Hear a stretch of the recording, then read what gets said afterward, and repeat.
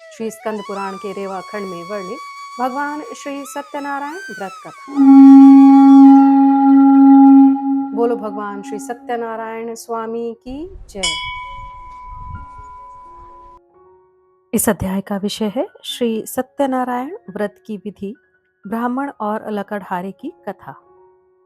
ऋषियों ने सूत जी से पूछा, महामुने, किस व्रत या तप से अभीष्ट फल की प्राप्ति होती है?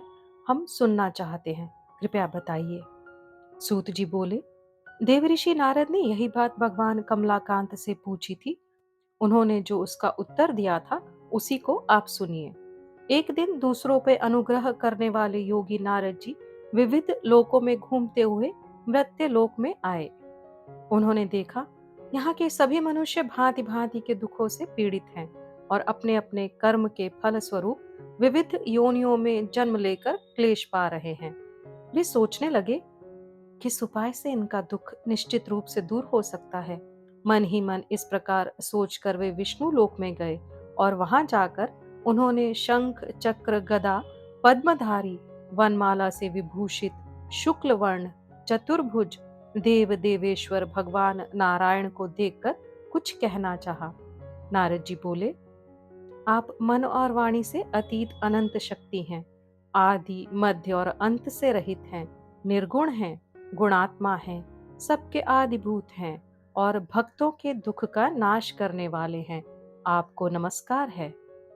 भगवान विष्णु ने नारद का स्तवन सुनकर उत्तर दिया। श्री भगवान बोले, महाभाग, तुम किस लिए यहाँ आए हो और तुम्हारे मन में क्या अभिलाषा है? बताओ, मैं तुम्हारी सब बातों का उत्तर दूंगा।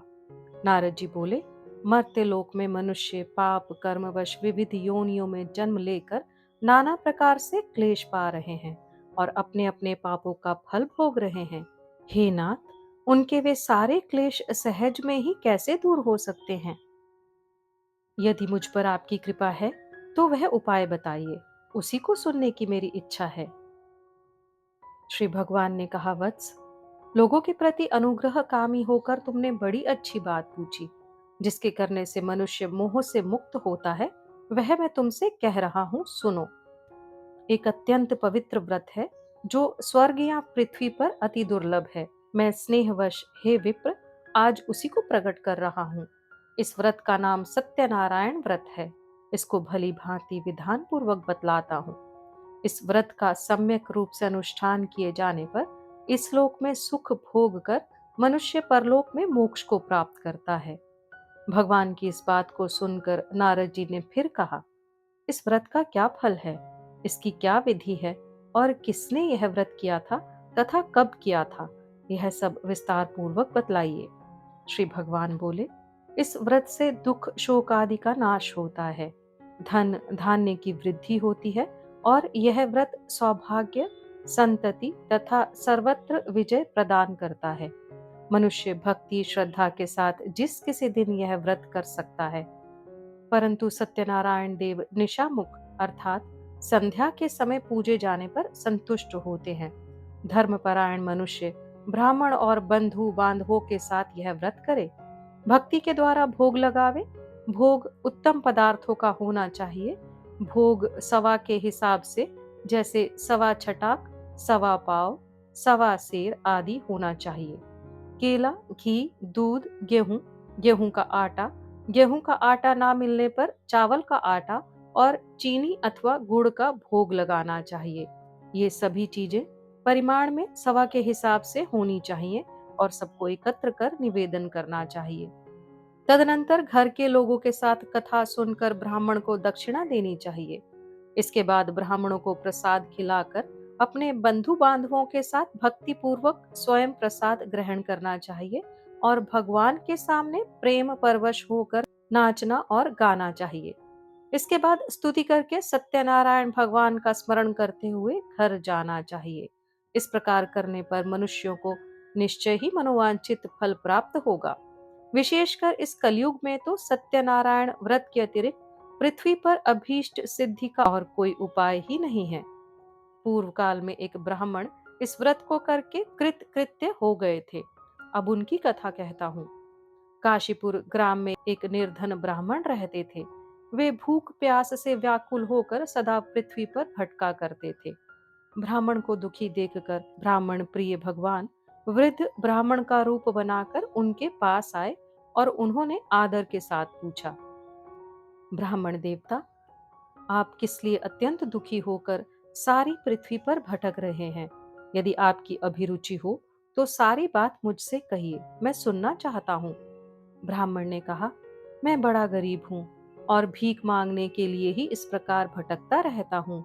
आप कोई उपाय जानते हो तो हे प्रभु, कृपा पूर्वक मुझे बताइए। वृद्ध ब्राह्मण ने कहा, सत्यनारायण विष्णु भगवान मनचाहा फल देते हैं। द्विज श्रेष्ठ, आप सत्यनारायण का उत्तम व्रत करें। मनुष्य इस व्रत को करके सब दुखों से मुक्त हो जाता है। श्री भगवान बोले। वृद्ध बने हुए सत्यनारायण ब्राह्मण को आदर पूर्वक व्रत की पूरी विधि बताकर वहां से अंतर्धान हो गए। तदनंतर वे ब्राह्मण मन ही मन भगवान का चिंतन करते हुए घर लौटे। उन्होंने समझा कि नारायण ने ही मुझको यह व्रत बतलाया है, अतः मैं इस व्रत को करूंगा। ब्राह्मण इसी सोच विचार में रहे। उनको रात्रि में नींद नहीं आई। प्रातःकाल उठते ही मैं सत्यनारायण व्रत करूंगा, यह संकल्प करके ब्राह्मण भिक्षा के लिए चले। उस दिन ब्राह्मण को भिक्षा में प्रचुर द्रव्य की प्राप्ति हुई।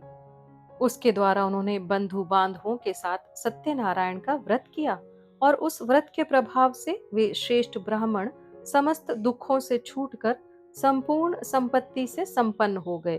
तब से वे प्रतिमास सत्यनारायण व्रत करने लगे। श्री भगवान ने कहा, वे उत्तम ब्राह्मण वृद्ध रूपधारी नारायण के द्वारा व्रत को जानकर सारे पापों से मुक्त हो गए और उन्होंने दुर्लभ मोक्ष की प्राप्ति की। नारद, जिस समय इस व्रत का पृथ्वी में प्रचार होगा, उसी समय मनुष्यों के समस्त दुख नष्ट हो जाएंगे। सूत जी बोले, ब्राह्मणों, नारायण ने महात्मा नारद को जैसा कहा था, ठीक वैसा ही मैंने आप लोगों से कह दिया। अब और क्या कहूँ? ऋषियों ने पूछा, इसके बाद पृथ्वी पर इस व्रत का अनुष्ठान किस मनुष्य ने किया था? हे मुने, यह सब हम सुनना चाहते हैं। इस विषय में हमारे मन में बड़ी श्रद्धा उत्पन्न हो गई। सूत जी बोले, मुनियों, उसके बाद पृथ्वी पर किसने यह व्रत किया था सो सुनो। एक दिन वे श्रेष्ठ ब्राह्मण अपने बंधु बांधवों के साथ अपने वैभव के अनुरूप व्रत कर रहे थे। इसी समय वहां एक लकड़हारा आया। लकड़हारे ने लकड़ी बाहर रख दी और वह ब्राह्मण के घर के अंदर चला गया। उस समय वह प्यास से पीड़ित था।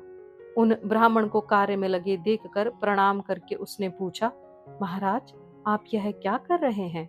ब्राह्मण ने कहा, यह सत्यनारायण व्रत है। यह व्रत दुख दारिद्र्य का नाश करता है, सब प्रकार की इच्छित वस्तुओं को देता है और पुत्र पौत्र आदि की वृद्धि करता है। इस व्रत के प्रभाव से ही धन धान्य आदि महान समृद्धि से मेरा घर भर गया है। ब्राह्मण की इस बात को सुनकर लकड़हारे को बड़ा हर्ष हुआ। वह जल पीकर और प्रसाद लेकर स्थिर मन से सत्यनारायण देव का चिंतन करता हुआ नगर में गया। उसने मन ही मन कहा कि आज लकड़ियों के बेचने पर जो कुछ मिलेगा, उसी के द्वारा मैं सत्य देव का उत्तम व्रत करूंगा।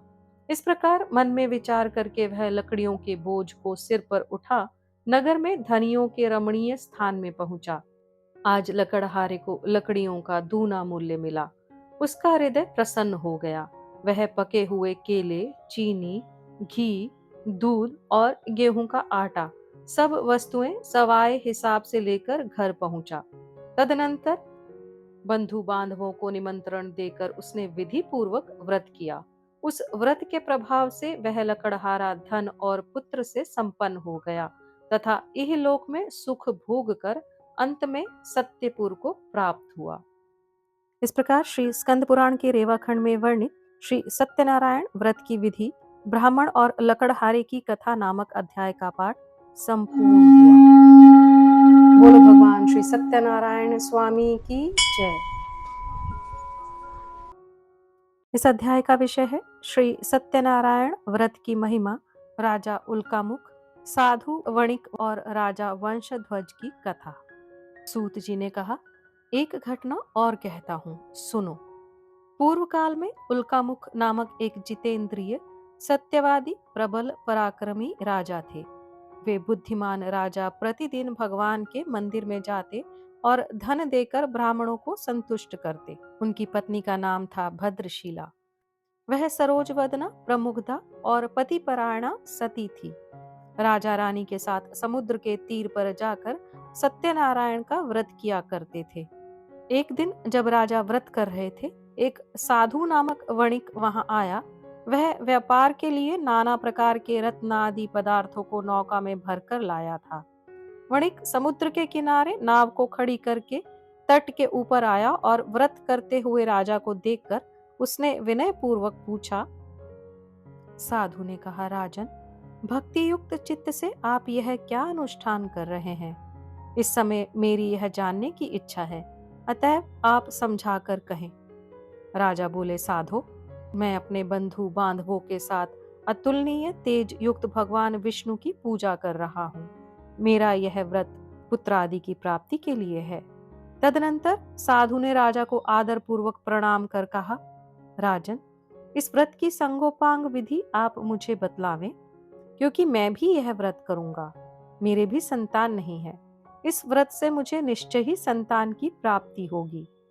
इतना कहकर वणिक ने उन राजा से व्रत की विधि अच्छी तरह पूछकर वहां से प्रस्थान किया और अपने वाणिज्य का काम पूरा करके वह आनंद के साथ घर लौट आया। कुछ ही दिनों के बाद उसकी पतिव्रता पत्नी गर्भवती हुई और समय पर उसने एक अति सुंदरी कन्या को जन्म दिया। कन्या शुक्ल पक्ष के चंद्रमा की भांति दिनों दिन बढ़ने लगी। वणिक ने उसका जात कर्म आदि संस्कार करवाकर उसका नाम रखा कलावती।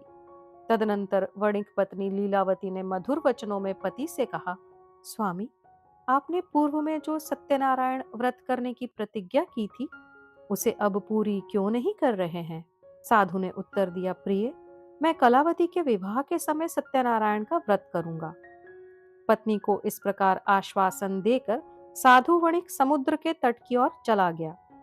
इधर पिता के घर में कलावती बढ़ने लगी। इसके बाद धर्म के जानने वाले पिता ने जब अपनी पुत्री को विवाह के योग्य देखा, तब अपने बंधु बांधवों से परामर्श करके साधु ने वर ढूंढने के लिए दूत को भेजा। दूत साधु का आदेश पाकर कांचन नगर गया और वहां कलावती के योग्य एक उत्तम वर की खोज करके वहां से उस वणिक पुत्र को साथ लेकर लौट आया।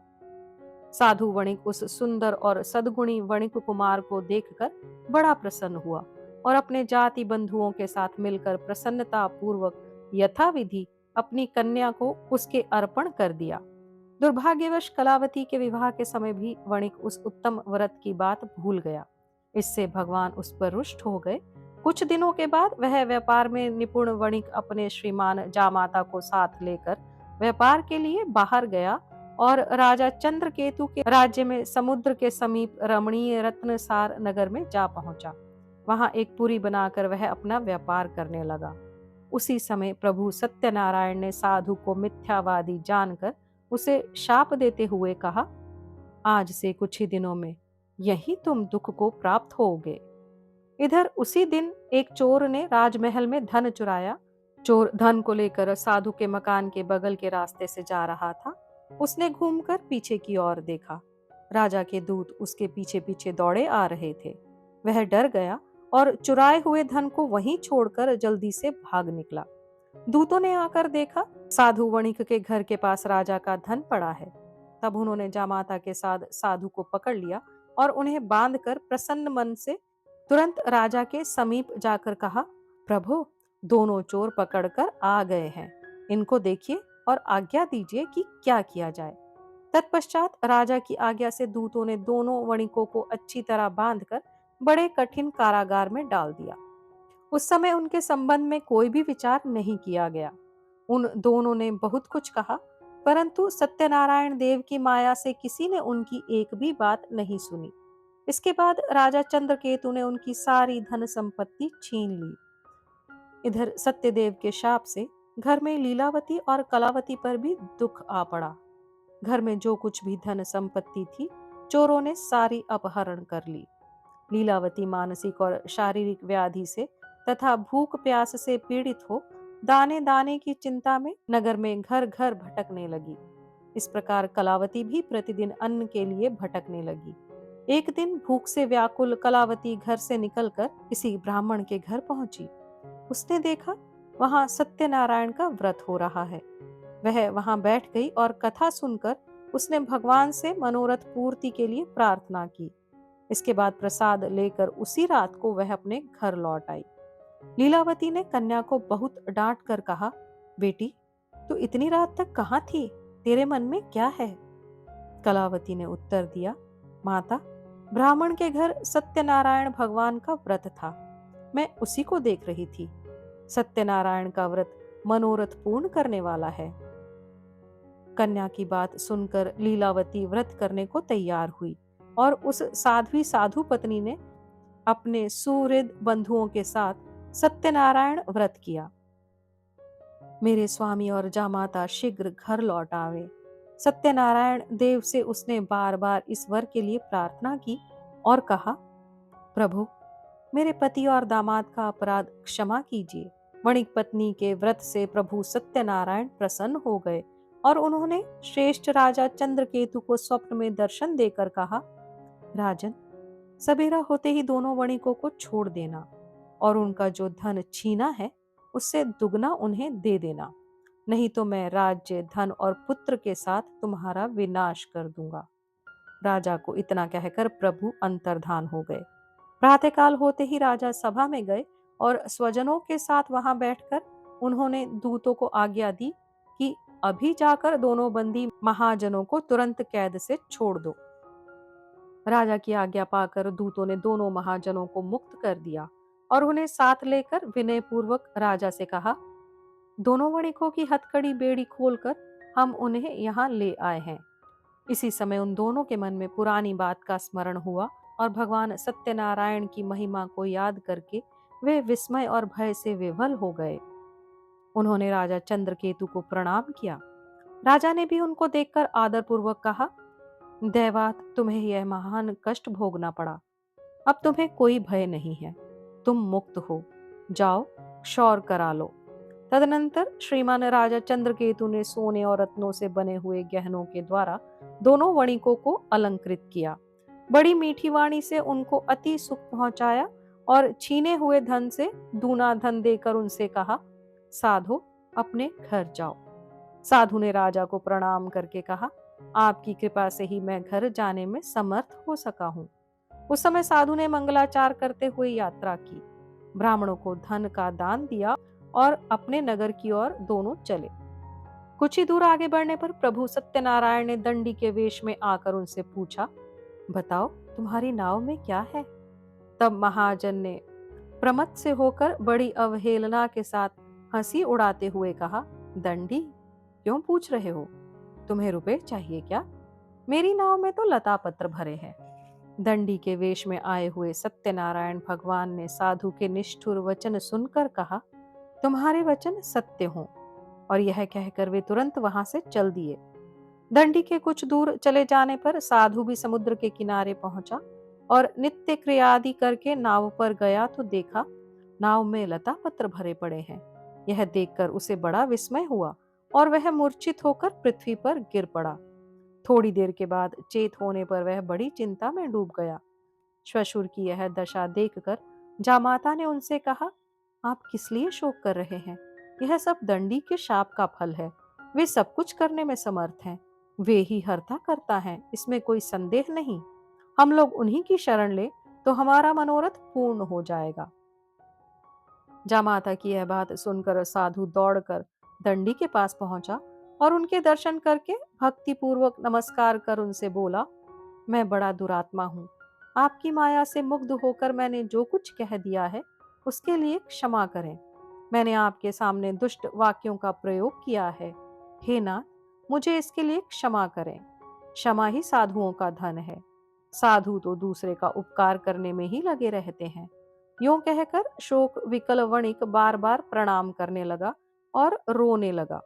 साधु वणिक को विलाप करते देखकर दंडी ने कहा, रो मत, मेरी बात सुनो। दुर्मते, तुम मेरा अपमान करके मेरी पूजा से विमुख हो गए थे। उसी के फलस्वरूप बार बार दुख को प्राप्त होते हो।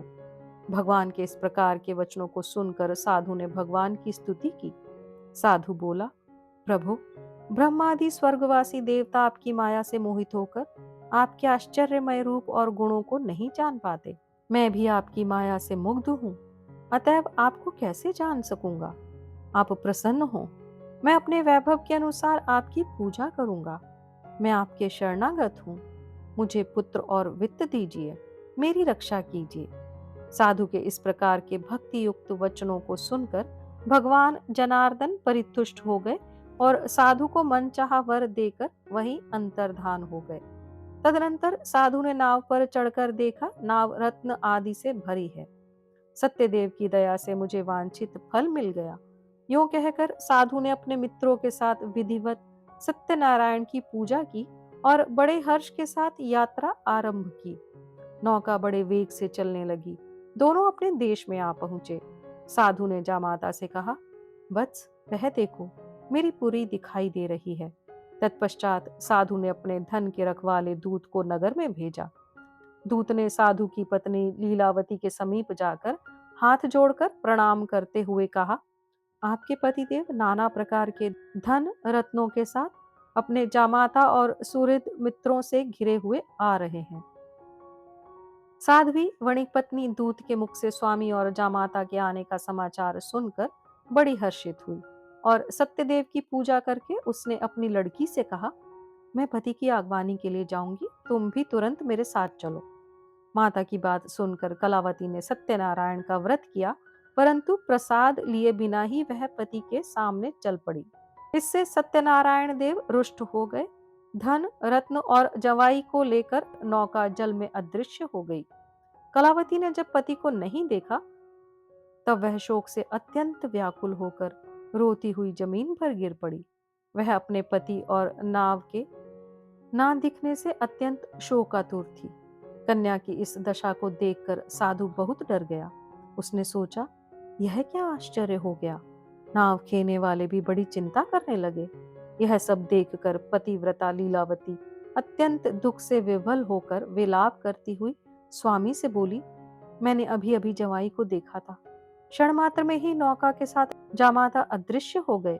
अब वे कहीं नहीं दिख रहे हैं। पता नहीं किस देवता ने उन्हें इस प्रकार हरण कर लिया।